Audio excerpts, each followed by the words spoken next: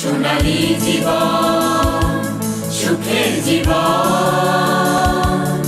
সোনালী জীবন, সুখের জীবন। আর দেরি নয়, আর দেরি নয়, এখনই সময়, এখনই সময় জীবন নিয়ে ভাবনা। আর দেরি নয়, আর দেরি নয়, এসেছে সময়, এসেছে সময় জীবনকে সাজাবার। চলো না স্বপ্ন দেখি সোনালী দিনে, সোনালী আলোর প্রভাত। এসো না স্বপ্ন ধরি সোনালী ক্ষণে, সোনালী মনের ছোঁয়ায়। আমরা সোনালী পরিবার, আমরা সোনালী পরিবার। সোনালী জীবন, সুখের জীবন। সোনালী জীবন, সুখের জীবন। আসসালামু আলাইকুম ওয়া রাহমাতুল্লাহি ওয়া বারাকাতুহু। আলহামদুলিল্লাহি রাব্বিল আলামিন, ওয়াসসালাতু ওয়াসসালামু আলা সাইয়্যিদিল মুরসালিন ওয়া আলা আলিহি ওয়া সাহবিহি আজমাইন, আম্মা বাদ। প্রিয় দর্শক, এটিএন বাংলার বীমা বিষয়ক প্রোগ্রাম সোনালী জীবন, সোনালী লাইফ, সোনালী জীবন অনুষ্ঠান থেকে সকলকে জানাচ্ছি আন্তরিক মোবারকবাদ। বীমা শিল্প এটি একটি বড় শিল্প। এখানে আছে মানুষের জীবনের অর্থনৈতিক মুক্তির জন্য একটি সুব্যবস্থা। এ সেক্টরে আছে কর্মসংস্থানের বিশাল সুবিধা, আছে ক্ষুদ্র ক্ষুদ্র করে এখানে বিনিয়োগ করে একটি পর্যায়ে বড় একটি টাকার অ্যামাউন্ট দিয়ে হজ করা যায়, বিবাহ বন্ধনে আবদ্ধ করার জন্য সহযোগিতা নেওয়া যায়, এবং বাচ্চাদের পড়াশোনার জন্য এবং আমাদের গোটা সমাজের চিত্রে কল্যাণের জন্য অনেক খেদমত করার সুযোগ রয়েছে। কিন্তু এ সেক্টরে আসলে কি সহজ সাধ্যভাবে সুন্দরভাবে মানুষকে সেবা দেওয়া হচ্ছে নাকি হচ্ছে না, এমন অনেক বিষয়ের প্রশ্ন জনমনে আছে। এগুলো আমরা জানার চেষ্টা করব ইনশাআল্লাহ। জানাবার জন্য আমাদের স্টুডিওতে এ মুহূর্তে রয়েছেন বিশ্ববরণ্য আলেমে দ্বীন ফদিলাতুশ শেখ আল্লামা সৈয়দ কামাল উদ্দিন জাফরি। আসসালামু আলাইকুম ওয়া রাহমাতুল্লাহ। ওয়ালাইকুম আসসালাম রহমতুল্লাহি ওয়া বারাকাতুহু। শেখ, প্রথমেই জানতে চাচ্ছি আপনার কাছ থেকে, সুদমুক্ত জীবনের জন্য বীমা কী অবদান রাখতে পারে, আর বিশেষ করে এই যে ক্ষুদ্র ক্ষুদ্র করে পলিসি ওপেন করে এটা কতটুকু সুদমুক্ত থাকতে পারে, এ বিষয়ে সোনালী লাইফ, সোনালী জীবনের একটি ব্যাখ্যা আপনি তুলে ধরবেন। আলহামদুলিল্লাহ, ওয়াসসালাতু ওয়াসসালামু আলা রাসূলিল্লাহ ওয়া আলা আলিহি ওয়া সাহবিহি ওয়া মান ওয়ালাহ ওয়া বাদ। আকুলু বিল্লাহি তৌফিক। সুদ বর্তমান চলতি দুনিয়া সুদের ভিত্তিতেই চলমান। ব্যাংক, বিমা, আর্থিক লেনদেন, বিনিয়োগ সব কিছুতেই সুদ জেঁকে বসে আছে। অথচ মুসলমানরা এটা জানেন। আল্লাহর কালামে ইরশাদ হচ্ছে, ওয়া আহাল্লাল্লাহুল বাইআ ওয়া হাররামার রিবা। আল্লাহ তাআলা ক্রয় বিক্রয়কে হালাল করেছেন, আর ওয়া হাররামার রিবা, আর হারাম করেছেন সুদকে। তো সুদ শব্দটা ফার্সি শব্দ, এর অর্থ হলো লাভ।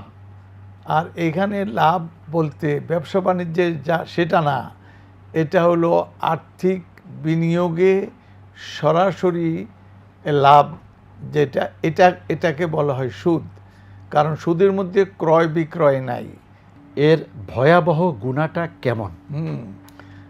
আর রেবা সাবউনা জুজআন, হাদিসের মধ্যে এসেছে 70টা গুনাহ, সুদের 70টা গুনাহ। আসগারুহা আন ইয়ানকিহার রাজুল উম্মাহ, এর মধ্যে সবচাইতে ছোট্ট গুনাহ হলো কোনো ব্যক্তি তার মাকে যদি বিবাহ করে। নাউজুবিল্লাহ মিন যালিক। এই বিবাহ বলতে এখানে দৈহিক সম্পর্ক বোঝাইছে। তো মার সঙ্গে দৈহিক সম্পর্ক, ঘৃণা কতখানি সৃষ্টি করেছে কোরআন বা হাদিস এগুলি দিয়া, তারপরে আমরা এটা করি। আর তাইলে এখন বলবেন, ইনকান হাদা আসগারাহা ফাকাইফা বিআকবারিহা, এইটাই ছোট্টটা হয়তো বড়টা কেমন। ও পরোটা আল কোরআনের মধ্যে বলা হয়েছে যদি এর থেকে তুমি বিরত না হও সুদ থেকে, তাহলে ফাদানু বিহারবিম মিনাল্লাহি ওয়া রাসূলি, আল্লাহ রসুলের সঙ্গে লড়াইয়ের জন্য প্রস্তুত থাকো। তার মানে যারা সুদের সঙ্গে জড়িয়ে আছে একদিকে তারা, আর অপরদিকে আল্লাহ রসুল, দুইখানে মাঝখানে গোলাগুলি চলছে। নাউজুবিল্লাহ, আল্লাহর সঙ্গে মারামারি করে আপনি দুনিয়াতে আর কয়দিন বাঁচবেন? এরপরে যাবেন কার কাছে? মারামারি আল্লাহর সঙ্গে করে আল্লাহর সামনে গিয়ে হাজির হইলেন, কেউ যে আল্লাহ আমার মাফ করে দেন, আমি আপনার সঙ্গে মারামারি করছি। নাউজুবিল্লাহ মিন যালিক। সুতরাং এই সুদ ভিত্তিক লেনদেন কোম্পানি করা, ব্যাংক করা, এর থেকে প্রত্যেকটা মুসলমান, সিনসিয়ার মুসলমান, সজাগ মুসলমান যত তাড়াতাড়ি সম্ভব আলাদা হয়ে যাওয়া। শেখ, এবার জানতে চাবো আপনার কাছ থেকে, বিমা সেক্টরে মানুষের একটা মিশ্র প্রতিক্রিয়া আছে। কেউ বলেন এটা সুদ, কেউ বলেন সুদ নাই, কেউ বলে এখানে ধোঁকা আছে, কেউ বলে ধোঁকা নেই। আসলে এখানে ধোঁকা বা প্রতারণার সুযোগ আছে কি না, আর বিশেষ করে শরিয়া এই ব্যাপারটায় বাংলাদেশে যেভাবে চলছে বিমা সেক্টর, এ ব্যাপারে শরিয়া কি দিক নির্দেশনা দিয়েছে? এটা প্রচলিত যে বিমা, সেই প্রচলিত বিমা যেহেতু সুদ ভিত্তিক, জাহিলিয়াতের একটা বৈশিষ্ট্য হলো, আর অর্থনৈতিক বৈশিষ্ট্য এটা হলো সুদ। এইটার ভিত্তিতে যে প্রচলিত বিমা, এতে মানুষ প্রতারিত হয়, অনেক সময় প্রতারিত হয়, শূন্যের মধ্যে পড়ে যায়, নানান কারণে কিছুই পায় না। তো সুতরাং এটার মধ্যে প্রতারণা তো আছেই, কিন্তু ইসলাম পরিপূর্ণ জীবন ব্যবস্থা। পরিপূর্ণ জীবন ব্যবস্থা হওয়ার জন্য জীবনের যত ক্ষেত্র আছে, যত শাখা আছে, সকল শাখাই মুসলমানের বিচরণ হবে, তার জীবন চর্চা হবে, প্রার্থিত মানে ওমা জাআলা আলাইকুম ফিদ্দীন মিন হারাজ, দিন পরিপালনে তোমাদের কোনো রকম অচল অবস্থার সম্মুখীন তোমরা হবে না। অতএব নীতিগতভাবে এটা বলাই যায় যে এই বিমা শিল্প ইসলাম অনুযায়ী চলতে পারে এবং চলছে সারা দুনিয়াতেই এখন মাশাআল্লাহ খুব উন্নত মানের। যেমন ইসলামী ব্যাংকিং খুব মাশাআল্লাহ, এটা অনেক সব কিছুর উপরে ঠিক ইসলামী জীবন বিমাও এইভাবে আলহামদুলিল্লাহ সুদ মুক্ত একটা সুন্দর অবস্থায় এটা এখন আমল চলছে। এর মধ্যে কোনো প্রতারণা নাই, কিছু নাই। সোনালী জীবন গড়ার জন্য কি করা দরকার, প্রশ্নে প্রশ্নে আমরা জানব। আসুন জানার চেষ্টা করি। বিমা শিল্পে একটি ঝুঁকির ব্যাপার থাকে, তার মানে death claim, accident claim, maturity claim, এগুলি ক্লেম শোধ করার জন্য এখানে ঝুঁকির দায়িত্বটা বিমা শিল্প নিচ্ছে, যে যেখানেই পলিসি করুক না কেন। আসলে এই ঝুঁকি বহন করার দায়িত্ব নেয়া ইসলামে জায়েজ আছে কি নাই? এটার দর্শনটা হলো, আমার বিপদ হলে, আমি যদি মারা যাই, তোমরা 10 জন আমার পাশে দাঁড়াবে। তুমি যদি মারা যাও, আমরা 10 জন তোমার পাশে দাঁড়াবো। আমরা কারা? তোমরা কারা? আমরা আর তোমরা হইল পলিসি হোল্ডার্স। তারা পলিসি যখন কিনি, এটা 2 ভাগ হয়। এক ভাগ মনে করেন শতকরা 5 টাকা আমি চাঁদা দিয়ে দিলাম। এই চাঁদার দ্বারা একটা তহবিল গঠিত হয়, যার নাম তাকাফুল তহবিল। তাকাফুল কাফালা থেকে, কাফালা মানে পরিপালন বা কারোর দায়িত্ব লালন করা। তো তাকাফুল পরস্পর লালনের দায়িত্ব নেয়া। এটা কারা নেয়? এটা কোম্পানি নেয় না, এটা নেয় পলিসি হোল্ডার্স। তাদের ওই টাকাটা এক তহবিলে জমা হয়, বিরাট তহবিল হয়ে যায়। এখন মানুষ যখন মরে, একজন মরে, 10 জন বাঁচে, ওই 10 জনে মিলে একজনের দায়িত্ব নিয়ে তাদেরকে দিয়ে দেয়, এই নাও তুমি 1 লাখ টাকা নিয়ত করছিলা, মাত্র তুমি প্রথম কিস্তি দিলা কত? 2000 টাকা দিছো, 5000 দিছো, তুমি 10 বছরের জন্য করছো, 1000 দিছো, এরপর তোমার মৃত্যু হয়ে গেছে, এখন সে 1 লাখ টাকা পাবে। কেন 1 লাখ টাকা পাবে? এই জন্য যে 10 জনে মিলে তাকে দিয়ে দিছে, যে আমরা তোমাকে দিয়ে দিচ্ছি। এটা কোনো সুদ না, কিছু না, এটা হলো কাফালা বলে মুসলমানরা একজন একজনের কাফিল হয়, আর কাফালার অর্থনৈতিক দৃষ্টিভঙ্গি এবং পদক্ষেপ হলো এই বিমা। এরপরে ওই 100 টাকার 5 টাকা গেল এতে, আর থাকা 95 টাকা, ওই টাকা দিয়ে কোম্পানি ব্যবসা করে। কি ব্যবসা করে? এটা ওয়াকালার ভিত্তিতে হতে পারে, মুদারাবা। আমাদের দেশে মুদারাবাটাই বেশি চলছে। একজনের পুঁজি 10 জনের পুঁজি, একজনের উদ্যোগ। 10 জনে মিলে পলিসি কিনলে তারা 95 করে দিতেই থাকে, কোটি কোটি টাকা কোম্পানির কাছে জমে। এই কোম্পানি এটাকে বিনিয়োগ করে, ক্রয় বিক্রয় করে, অথবা ইসলামী ব্যাংকে রাখে, অথবা কোনো একটা জায়গায় বিনিয়োগ করে। সেখান থেকে লাভ যা হয় সেই লাভটা চুক্তি অনুযায়ী, যে 100 টাকা যদি লাভ হয় তাহলে কোম্পানি বলে আমি 10 টাকা 15 টাকা নিব, বাকি টাকা আপনাদের দিয়ে দিব। এটা হলো মুদারাবা বলে। ওরা যার যার অ্যাকাউন্টে ওই টাকা জমা দেয় লাভ থেকে। এটা অ্যাকাউন্টেন্সির মাধ্যমে এটা পরিষ্কার, আপনি দেখতেও পারেন কোথায় বিনিয়োগ করছে, কোথায় রাখছে, সব লোকেরা জানে। সুতরাং এই একদিকে মুদারাবা ব্যবসা, আরেকদিকে মুদারাবা বিনিয়োগ, আরেকদিকে হইল তাকাফুল কাফালা। এই দুইটা মিলে ইন্স্যুরেন্সের ধারণাটা ক্লিয়ার হলো। আর নবী সাল্লাল্লাহু আলাইহি ওয়াসাল্লাম এটা বলছেন, তুমি তোমার সন্তানাদিকে তোমার মৃত্যুর পরে অন্যের গলগ্রহ রেখে যাওয়ার চাইতে তাদেরকে স্বয়ং সম্পূর্ণ নিজের পায়ে দাঁড়াতে পারে এরকম ব্যবস্থায় এটা রেখে যাওয়াটা ভালো। ইসলামের পছন্দ করে, আল্লাহ পছন্দ করে। সুতরাং এই যে ইন্স্যুরেন্সের সেই হাদিসের যে ব্যাখ্যাটা, যে অর্থটা, সে অর্থটাকে অর্থবহ করে তুলছে, এটা বাস্তবে রূপ দিয়েছে। যে নবী সাল্লাল্লাহু আলাইহি ওয়াসাল্লাম বলেন, ইহরিস আলা মা ইয়ানফাউক ওয়ালা তা'জাজ, যেটা তোমার কল্যাণ। আল মুমিনুল কওয়ী খায়রুন ওয়া আহাব্বু ইলাল্লাহি মিনাল মুমিনিদ দাঈফ, দুর্বল মুমিনের চাইতে শক্তিশালী মুমিন প্রিয় আল্লাহর কাছে। সুতরাং ইহরিস আলা মা ইয়ানফাউক, যেখানে তোমার পরিবার দিনের, তোমার ব্যক্তিগত পরিবারের কল্যাণ হবে, উদ্যোগী হও। ওয়ালা তা'জাজ, হাত পা গুটিয়ে বসে থেকেও না। এটা শুকরান জাযাকুমুল্লাহ। প্রিয় দর্শক, আমরা এক কথায় বিমা হারাম, বিমা হারাম, আপনি হুটহাট করে এই ফতোয়া দেবেন না। বিনয়ের সাথে বলছি, আসলে বিমাটা কি বুঝতে হবে। এই যে আমরা হাদিসের মাধ্যমে যেটা জানলাম, যে আমাদের সন্তানের জন্য আমাদের কিছু দায়িত্ব আছে, এবং পরিবারের জন্য দায়িত্ব আছে, কর্তব্য আছে। সেই কর্তব্য পালন এবং ভবিষ্যতে হজ করা, উচ্চশিক্ষা গ্রহণ করা, বিবাহ শাদী করা, দিনমোহর আদায় করা, কতভাবে কল্যাণকর কাজ করা যায়, সেটার জন্য এ বিমা খুবই সুন্দর পদ্ধতি। এই পদ্ধতিকে আমরা নিজেরা মন গড়া কাজ করে নাজায়েজ পদ্ধতি বানিয়েছি। সেটা আসলে বিমা সেক্টরের কোনো দোষ নয়, আমাদের ব্যক্তিগত অপরাধ। আল্লাহ হেদায়েত করুন। শেখ, আপনার কাছ থেকে এটাও জানতে চাচ্ছি, বিমা শিল্পে এই যে ক্ষুদ্র ক্ষুদ্র করে বহু মানুষ টাকা রাখার পরে কোম্পানির কাছে বিশাল টাকাই মজুদ হয়, পরবর্তীতে যখন এটা ম্যাচিউরিটির পরে দিয়ে দিতে হবে, দেয় না, ওয়াদা খেলাপ করে।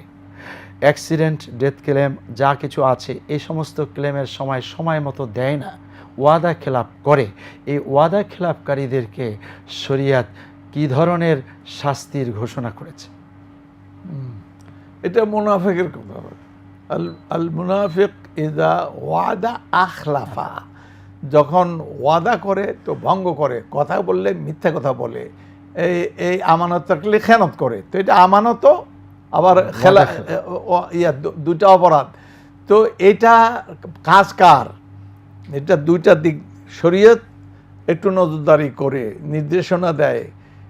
আর বড় কাজ হলো গভর্নমেন্ট পুরোপুরি নজরে, যেইভাবে ঘোষণা আসছে আইনে এবং ঘোষণায়, এই দেখে গভর্নমেন্টের উচিত এইদিকে কড়া নজরদারি করা। সোনালী লাইফ ইন্স্যুরেন্সে আপনি নিজে শরিয়া সুপারভাইজারি কমিটির চেয়ারম্যান, তা আপনার জানা মতে ওনারা কিভাবে এই খেদমত আঞ্জাম দিচ্ছে? কি শরিয়া সম্মত নাকি কোনো ফাঁকফোকর আছে? সোনালী লাইফ আক্ষরিক অর্থে সোনালী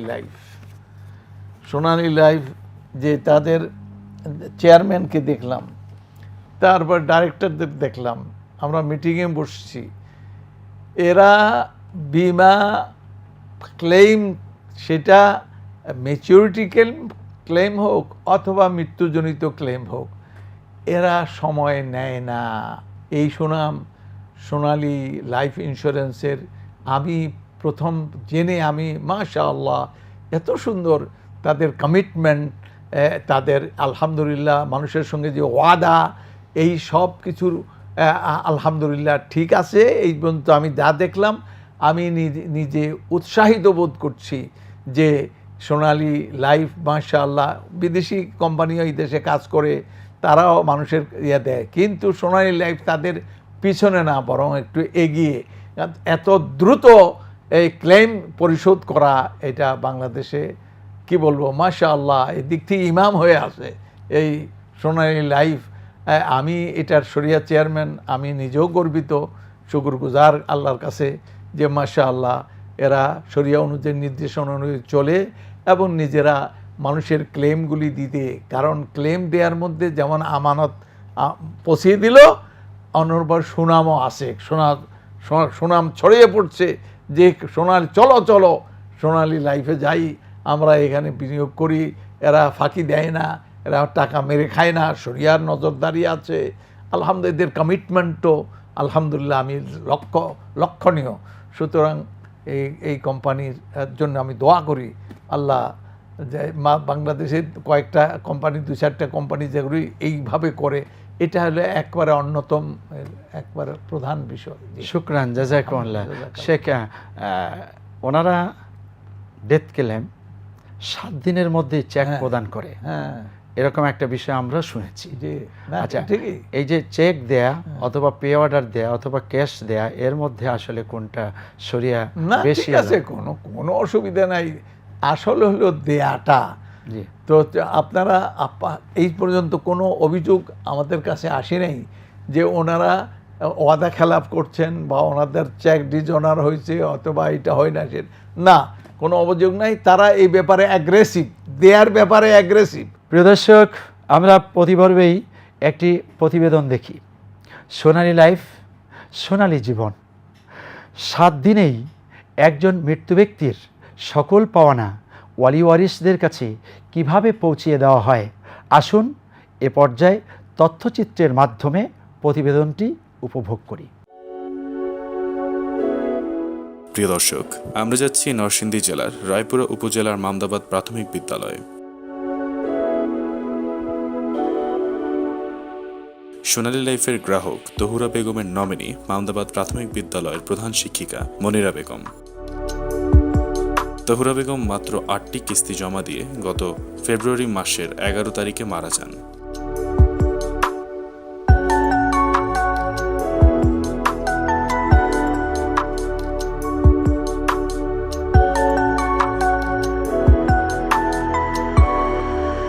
সোনালী লাইফ তার প্রতিশ্রুতি মোতাবেক 7 দিনের মধ্যেই এই মৃত্যু দাবি পরিশোধ করে।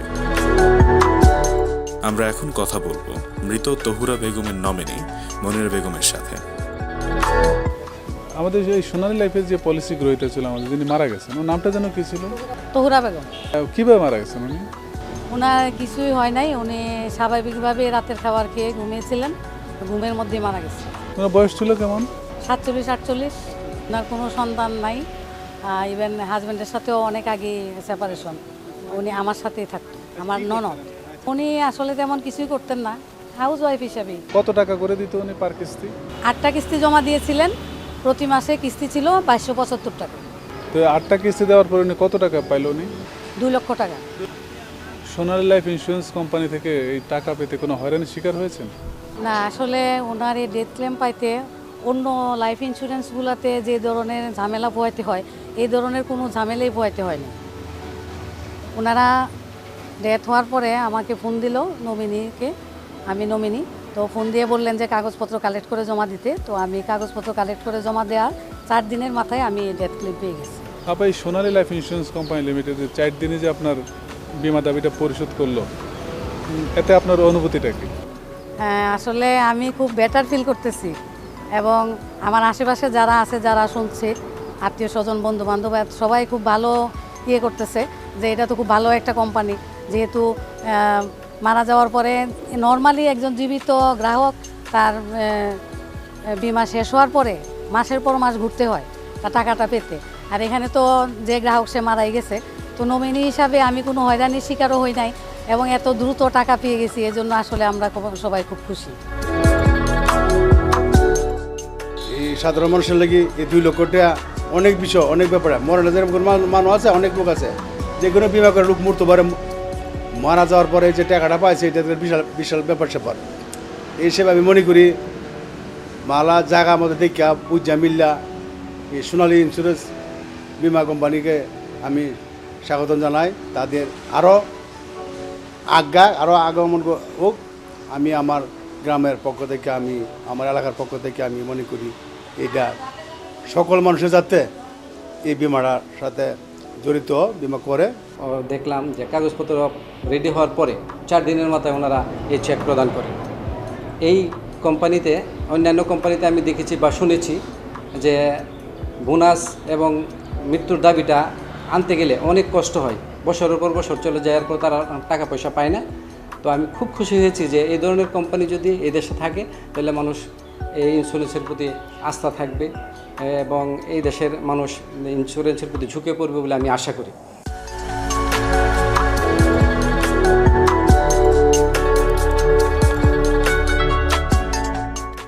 আমরা সোনালী লাইফ হচ্ছে বর্তমান যুগের তথ্য প্রযুক্তি একটি কোম্পানি। সারা বাংলাদেশে আমরা সোনালী লাইফ জনগণের উন্নয়নের জন্য কাজ করছি এবং সোনালী লাইফ 7 দিনের মধ্যে আমরা ক্লেম দিয়ে থাকি এবং ম্যাচুরিটির টাকা আমরা 0 ডেটে দিয়ে থাকি। আমাদের দক্ষ কর্মীরা সারা বাংলাদেশে কন্টিনিউ কাজ করে যাচ্ছে জনগণের ভাগ্য উন্নয়নের জন্য। আমরা দেখলাম তথ্যচিত্রের মাধ্যমে সোনালী লাইফ একজন মৃত্যু ব্যক্তির পাওয়ানাকে 7 দিনের মাথায় কিভাবে পৌঁছিয়ে দেয়। এমনটি হওয়া উচিত, আরও আগে পৌঁছাতে পারলে আরও ভালো। কেননা লোকটি চলে গেল, পরিবারের তখনই কিন্তু অর্থের দরকার, আর ওই মুহূর্তেই মাশাআল্লাহ আলহামদুলিল্লাহ সোনালী লাইফ এই দায়িত্বটি পালন করছে। আমরা দেখলাম তথ্যচিত্র। আল্লাহ রাব্বুল আলামিন এভাবেই আমল করার তৌফিক সকলকে এনায়েত করুন। শেখ, সর্বশেষ আপনার কাছ থেকে জানতে চাবো, এই যে ইন্স্যুরেন্সের ব্যাপারে বহু মানুষই খুবই তারা এটার পক্ষে কথা না বলে বিপক্ষে বা একটা অবজ্ঞার দৃষ্টিতে দেখে।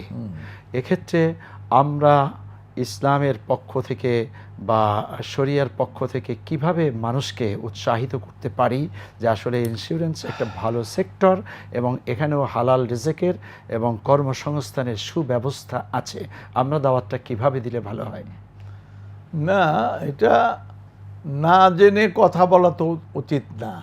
ইন্না সামআ ওয়াল বাসারা ওয়াল ফুআদা কুল্লু উলাইকা কানা আনহু মাসউলা। আপনি আন্দাজি কথা বলবেন না, জেনে শুনে। মৌলবীদের মধ্যে কেউ কেউ কোনো ইমাম বা কোনো মৌলবী এগুলি বলে যে এগুলি জায়েজ নাই, কিছু না। জায়েজ নাই কথাটা তো সহজ, জায়েজ কেমনে এটা কঠিন। ওটা তো বলবেন, ওটা আপনি জানেন না বলে জায়েজ না। আমি যা জানি না, না জায়েজ। নাউজুবিল্লাহ। আল ইনসানু আ'দাউন লিমা ইয়াজহাল। মানুষ যা জানে না তার দুশ্মন হয়।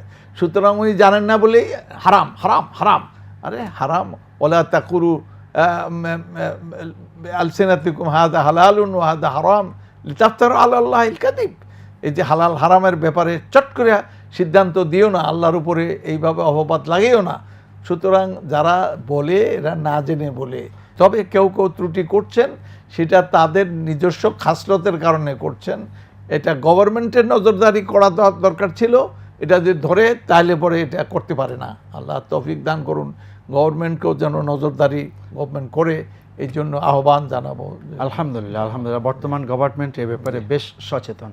প্রিয় দর্শক, আমরা জানি যে রেবা হারাম, গরার হারাম, খেদা হারাম, মাইসের হারাম, এই জাতীয় কাজকর্ম কেউ করছে বিধায় আপনি আমভাবে সকলকে বলবেন যে সবাই হারাম, না, এমনটি না বলার জন্য বিনয়ের সাথে অনুরোধ করব। প্রিয় দর্শক, আমরা আমাদের বাংলাদেশের প্রেক্ষাপট এবং হালাল হারাম, শরিয়া আর বিমা এই সেক্টর সম্পর্কে বেশ কিছু প্রশ্নের অবতারণা হয়েছে, আবার সুন্দর জবাবও আমরা শেখের কাছ থেকে পেয়েছি। সর্বশেষ শেখ, আপনার কাছে একটাই শব্দ বলবো, যারা ধোঁকা দেয়, যারা প্রতারণার আশ্রয় নেয়, ওয়াদা খেলাপ করে, তাদের কেমন শাস্তি হবে?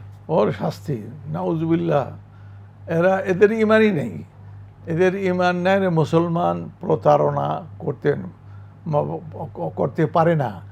যারা আমাদের সঙ্গে প্রতারণা করবে তারা তো আমাদের এই উম্মতের সদস্য না।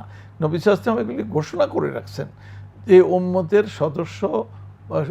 সদস্যভুক্ত সে হতে পারে না যদি সে প্রতারণা করে, আমানতদারিতে খেয়ান করে, মিথ্যা বলে, ওয়াদা খেলাফ করে। অনেকগুলো প্রশ্নের জবাব দিয়েছেন, আমরা স্পষ্ট হতে পেরেছি। আরও প্রশ্ন আপনাদের থাকবে, ভবিষ্যতে এই প্রোগ্রাম চলবে, বিশেষ করে সোনালী লাইফ ইন্স্যুরেন্স। মাশাআল্লাহ, আলহামদুলিল্লাহ, সোনালী লাইফ, সোনালী জীবন। আসলেই আমাদের জীবন সোনালী করার জন্য যেভাবে চলা দরকার, যে পথে থাকা দরকার, যে সিরাতুল মুস্তাকিমে থাকা দরকার, অনেকটা সোনালী লাইফ সেই জায়গায় আছে। বাদবাকি অন্যদেরকে উদাত্ত আহ্বান জানাবো আমরা যেন কোনোভাবেই অন্যের হক নষ্ট না করি। যদি আপনি হক নষ্ট করে দুনিয়ার থেকে বিদায় নেন, তাহলে পরে আদালতে আখিরাতে আপনি মুফলেস, নিঃস্ব হয়ে যাবেন। শেষ পর্যন্ত যত ইবাদত বন্দেগী করেন না কেন, আপনার যেহেতু জান্নাতে যাওয়ার জন্য কিছুই নাই, যাবেন জাহান্নামে। আর হতে পারে যার হক নষ্ট করেছেন ওই ব্যক্তি আপনার আমল নামায় যত নেক আছে আল্লাহ তাকে দিয়ে দিলে ওনার নামে ছিল জাহান্নাম, সে চলে যাবে জান্নাতে। এমনটি আমরা হতে চাই না। আল্লাহ রাব্বুল আলামিন আমাদেরকে সচেতন হওয়ার তৌফিক এনায়েত করুন, শরীয়ত মেনে চলার তৌফিক এনায়েত করুন, হক যথাযথভাবে আদায় করে দেওয়ার তৌফিক এনায়েত করুন। পরস্পরের কল্যাণে তাকাফুল তাবাররু যা হওয়া দরকার, এটা হলো প্রাণ। এই প্রাণটি আমরা যেন সবসময় জীবিত রাখার জন্য সচেতন থাকি। আল্লাহ সে তৌফিক এনায়েত করুন। শেখকে যেমন জাযাকুমুল্লাহ। প্রিয় দর্শক, আপনারা যারা সাথে ছিলেন আপনাদেরকেও আল্লাহ রাব্বুল আলামিন উত্তম পুরস্কার দান করুন। যত প্রশ্ন আছে আপনারা প্রশ্ন করবেন, লাইভেও আপনারা প্রশ্ন করতে পারেন। আল্লাহ রাব্বুল আলামিন আমাদেরকে বুঝার, আমল করার তৌফিক এনায়েত করুন। ওমা তৌফিকুনা ইল্লা বিল্লাহ। ওয়াসসালামু আলাইকুম ওয়া রাহমাতুল্লাহ। সোনালী জীবন, সুখের জীবন, সোনালী জীবন, সুখের জীবন।